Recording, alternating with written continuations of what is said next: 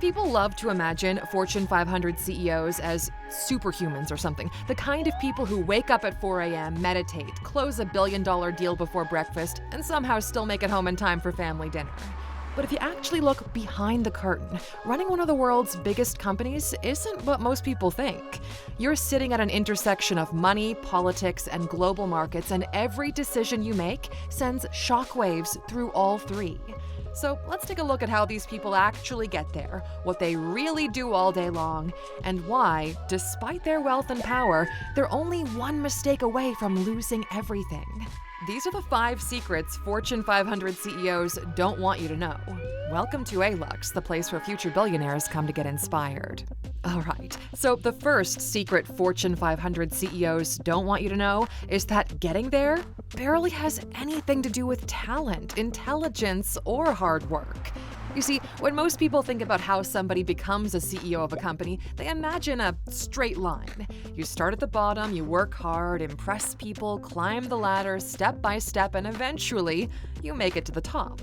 And while that's like a nice story and all, it's just not how it actually works. At the highest rungs of a company's leadership, hard work is kind of taken for granted. Everybody already works hard, everybody's smart, everybody's competent. So once you reach that level, effort and intelligence stop being the things that actually separate you from everybody else. Instead, the thing that determines who rises higher is perception. It's the story you tell about yourself. You see, CEOs don't just do the job, they're chosen for it. And the people doing the choosing, the board of directors, aren't necessarily looking for the most talented person in the building. They're looking for somebody they can trust to carry out the vision for a multi-billion-dollar company. For some companies, that means they want a leader who can paint a picture of what the future is supposed to be like and actually make it real. Think someone like Steve Jobs, rough around the edges, but brilliant and willing to take big creative risks. For other companies, that might mean wanting a leader who looks calm, speaks clearly, and makes other powerful people feel safe investing in their company. Think someone like Tim Cook, smoother, more diplomatic, more composed. The point is, in big corporate environments, the climb to the top isn't just about results. It's about how those results are perceived. Basically, your reputation becomes your resume. So at the highest levels, people don't just do great work, they don't just work hard. Beyond that, they frame their work so it is visible, credible, and inspires trust. Now, that doesn't mean that these people are fake or anything. It means that they've mastered the human side of business, the trust building, the alliance making, the subtle reading of power dynamics that you're never going to learn in a lecture hall. Now, once they do get to the top, that same skill, projecting confidence and inspiring trust, becomes the core of the job. Because the truth is, a CEO doesn't know if their next product will be a hit, or what their competitors are working on, or whether there's going to be a recession in a year, but they still have to make decisions. So the only thing separating a good CEO from a bad one is the quality of the decisions they can make, even when they don't know everything. Their job is to project confidence, inspire trust in their decisions, and do everything in their power to be right. Because the moment the market or the board stops believing the story you're telling, it is over, my friend. All right, so the second secret is that Fortune 500 CEOs don't actually do any quote-unquote work.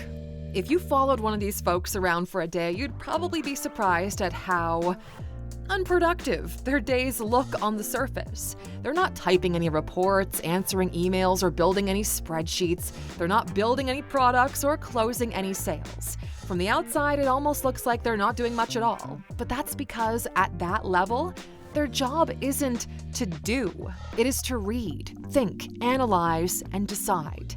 Think of it like this, okay? When you're playing chess, you've got a bunch of pieces, but if you were to add an extra pawn on your side of the board, it wouldn't really make that much of a difference. When you're running a company with tens of thousands of employees, helping the warehouse guys move boxes around isn't gonna move that needle either. You can't afford to execute, you have to orchestrate.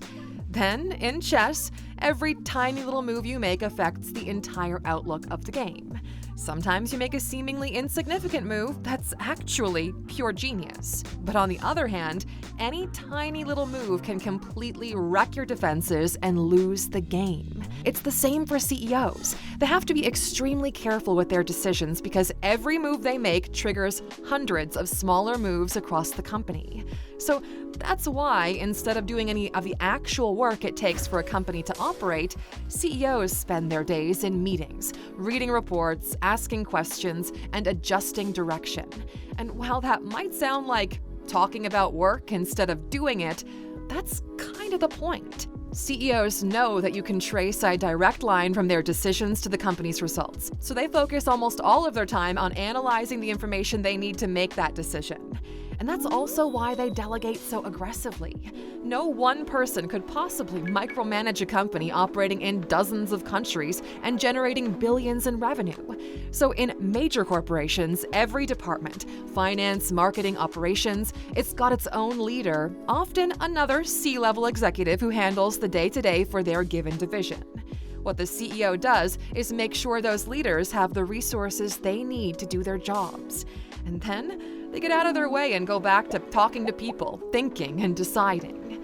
Now, since the CEO isn't doing any of the actual work, it means their success depends entirely on the strength of the high-level people they delegate to, which is why one of their biggest responsibilities is hiring.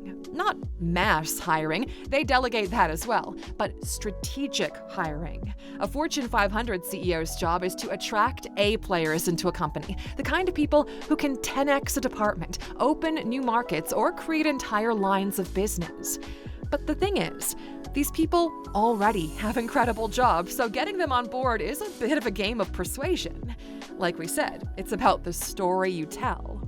The best CEOs are recruiters, negotiators, and salespeople all at once. They sell a vision that's big enough to make top talent uproot their lives to be a part of it. That's why when you look at a CEO's calendar, full of strategy meetings, phone calls, lunches with investors, and thinking time, it might look like they're not working in the traditional sense, but that's because their output isn't measured in hours worked or tasks completed.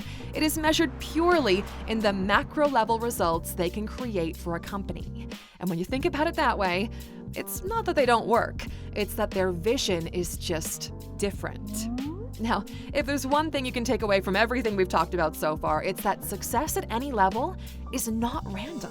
The people at the top got there because they think differently, act decisively, and never stop learning. And that's exactly why we built the Alux app. Think of it as your personal growth companion, okay? A place where you can learn the same mindset and skills that separate winners from losers. Inside, you'll find daily lessons on wealth, entrepreneurship, and productivity, full video courses taught by real industry experts, and goal tracking tools that actually keep you consistent because growth only works if you stick with it. So, if you've ever wanted to understand how the top 1% think and start applying that thinking to your own life, now is the time, my friend. So click the top link in the description to download the app today, and if you join right now, you'll get 30% off your yearly plan as an extra special YouTube exclusive offer. Invest in your own education, my friend. It is the key to building the life you know you deserve. But with that said, let's get back to the video, shall we? All right, secret number 3 that Fortune 500 CEOs don't want you to know is that the luxury lifestyle is part of the job. A few weeks ago, President Trump flew over to the UK for a lavish banquet at Windsor Castle with the King of England himself. There were 160 guests, and among them were the CEOs or major leaders of OpenAI, Apple, Nvidia, News Corp, Blackstone, United Health, Google, Bank of America, Newsmax, Microsoft, even the directors of the CIA and MI6. The point is, when most people see a CEO stepping out of a private jet or staying in a 5-star hotel, the first reaction is usually, wow, must be nice. And it's easy to think of those perks as indulgence. But in reality, luxury is a part of a CEO's job description, okay? People like to say business is about merit, about those who have the best product, the best idea, the best numbers. But the truth is, people do business with people they know, like, and trust. If you're managing billions of dollars, you don't want to gamble on a stranger with a great pitch deck. You want someone whose face you've seen 100 times, someone you've shaken hands with, laughed with, maybe even vacationed with. That's why CEOs spend so much of their time at places like Davos, the World Economic Forum, or quiet retreats with other executives and investors. Because the most important deals usually happen over dinner, on golf courses, at private events, and yes, even royal banquets. So yeah, okay, Fortune 500 CEOs live lives of extreme luxury, but that is a part of the machinery that keeps the world turning. It's a business expense, and it usually pays off. Now, the fourth secret is that there are actually two types of CEOs, and the difference between them is like night and day. The first group is the builders. They're entrepreneurs at heart, okay, risk takers. So they either come in when things are broken and say, let's tear this whole thing down and rebuild it from scratch, or they actually build something from scratch. You can usually spot them because instead of speaking in quarterly results or market forecasts, they speak in terms of impact. Let's reinvent how cars are made. Let's change how people think about computers. That's the builder mindset. People like Steve Jobs, Elon Musk, and Reed Hastings all fit that mold. Then there's the second type, the optimizers. These are the CEOs who come in when something already works, when a company is already too big and important to risk it all again. Now, these folks are called the optimizers because their job isn't to reinvent the wheel, it's to keep shareholders happy, analysts confident, and quarterly reports clean. They're supposed to keep the money coming in and find small ways to improve over time. In a Fortune 500 context, if nobody's panicking, the stock price is growing steady, and the company's reputation is intact. That is success. So you might not remember the optimizers' names, but that's the point. They're not supposed to make the headlines. As companies mature, they stop rewarding the visionary builder type and start rewarding the manager who can maintain order. And that's both the strength and the weakness of corporate leadership. You can't run a $300 billion company with the same energy that started it in a garage. So the builder either evolves into an optimizer or gets replaced by one. All right, so the fifth secret is that Fortune 500 CEOs are always one mistake away from losing everything, okay? From the outside, it doesn't really look like that. You're the highest authority in a global company. You've got final say on billion-dollar decisions. But in reality, no matter how high you climb, there's always someone above you, the board of directors, and they can remove you with a single vote. You see, Fortune 500 CEOs don't actually own the companies they work in. They serve them, and they're supposed to serve them well. That's why CEOs are under constant pressure.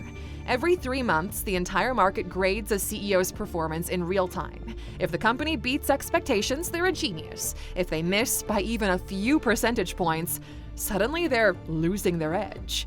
On top of that, everything they say or do is magnified, right? A single line in an interview can embarrass the company. A poorly timed tweet can trigger lawsuits. Even an awkward facial expression can cause people to lose confidence in a company. Remember when Zuckerberg was pretending to drink water in Congress?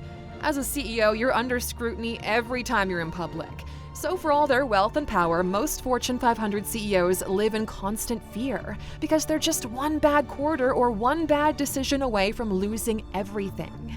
It goes to show that leadership is a never-ending test. So now you've got a taste of what it's really like to be a Fortune 500 CEO. And remember, if you want to learn how you can build generational wealth bit by bit every day, go check out the Alux app by clicking that link in the description. We would love to have you on the inside. Alright, Aluxer, with that said, we hope you enjoyed this video and we'll see you back here next time.